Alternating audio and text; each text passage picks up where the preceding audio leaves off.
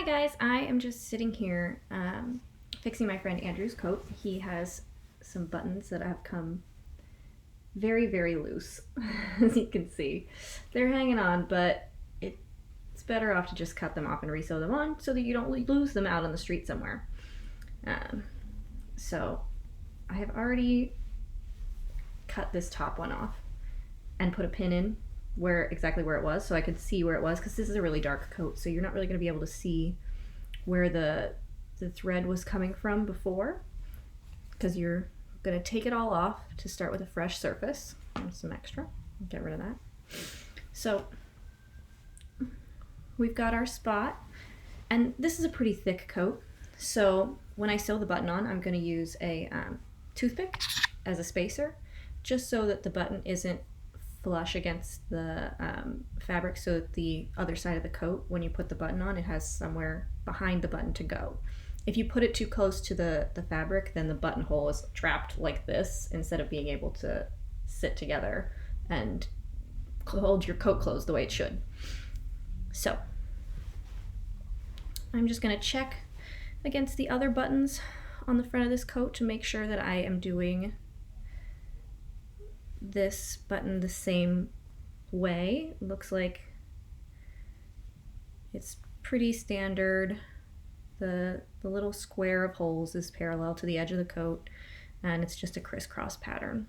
So I'm going to take this toothpick and slip it underneath the button, underneath the holes, just so I don't have to worry about making all my stitches even. They'll just be all uniform because of the spacer. So I have my handy sewing needle right here. I've already put the thread on it and knotted it 3 times at the bottom, just because you really don't want it to come apart so soon after you've sewed it already. Obviously we're starting at the back. I'm just going to start one of the crisscrosses. Whatever hole I end up in is the crisscross will start.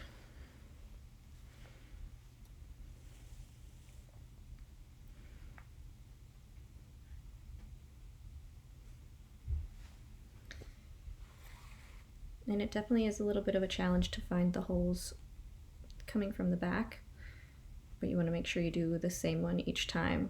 Do it like 4 or 5 times or more if you're feeling industrious.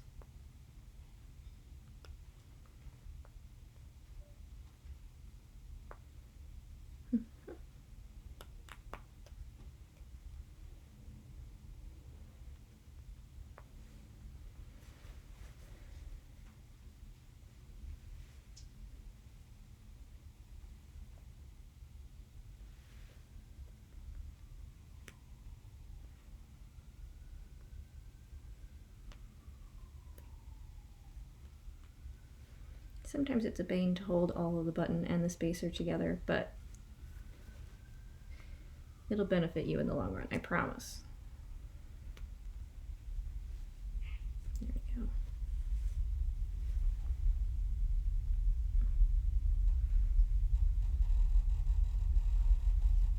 Getting all caught up on all the other buttons.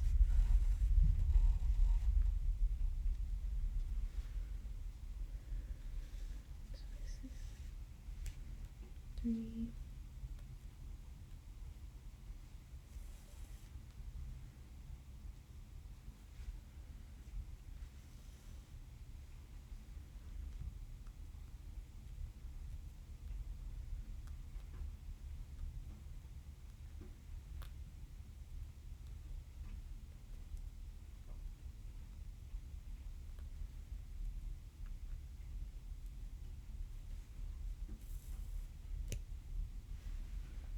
As you're sewing, you want to make sure you pull it all the way through and your thread hasn't gotten tangled on the back. That can definitely happen. It sort of coils around itself and creates a knot, and if that happens, you just need to pull it out. Usually they'll unravel and you should be fine. It shouldn't really create a knot, but if it does, you can always just pick it out with the needle you have in your hand and you're good to go.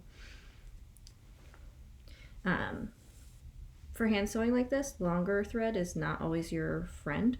So as much as it sucks to like run out of thread halfway through, I would suggest a shorter thread, because then it has less prone to getting tangled behind.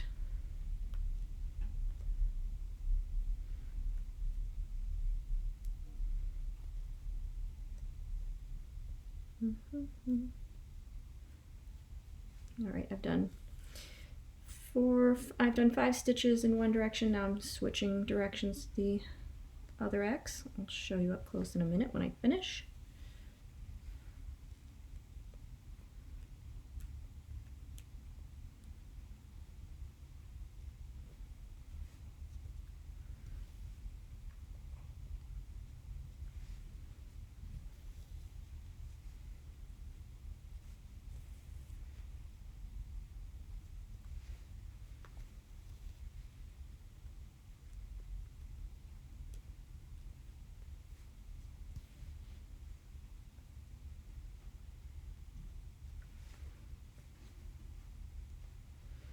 Okay,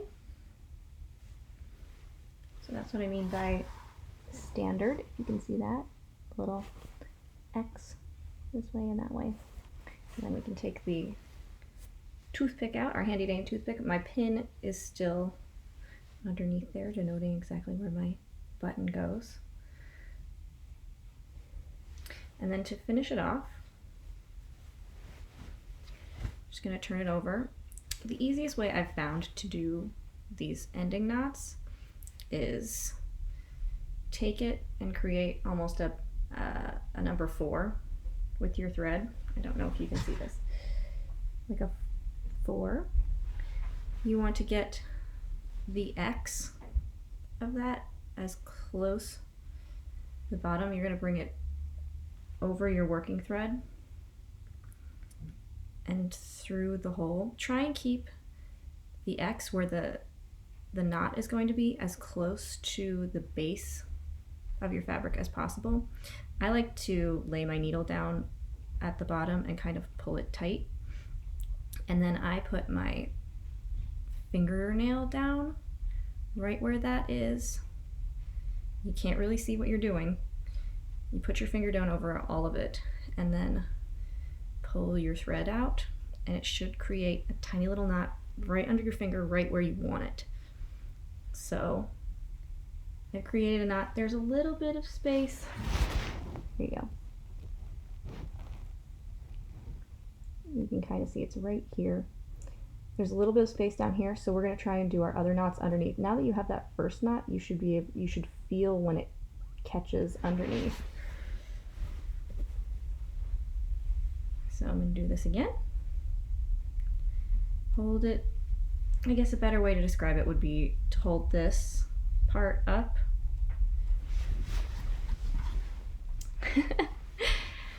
It's very small and all of it's black, so I'm sure this is ridiculously hard to see. I'm sorry. You just hold this up. You can actually just swing it around this knot at the bottom. Pretty much you've just made a loop under the knot with the fabric you're holding up. Again, pinch it. I find that putting my fingernail on it makes it even more accurate. But you're getting it underneath there and sort of just yoinking it tight.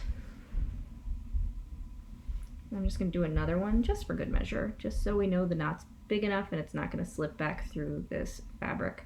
Depending on how tightly woven your fabric is, it depends on how big of a knot you want. If it's loosely woven fabric, you think it's going to slip back out, do a bigger knot. If it's very tightly woven fabric that's pretty sturdy, then you really don't need that many knots. And with that, we have, well, I guess I should cut the needle off first. No sense leaving that in there.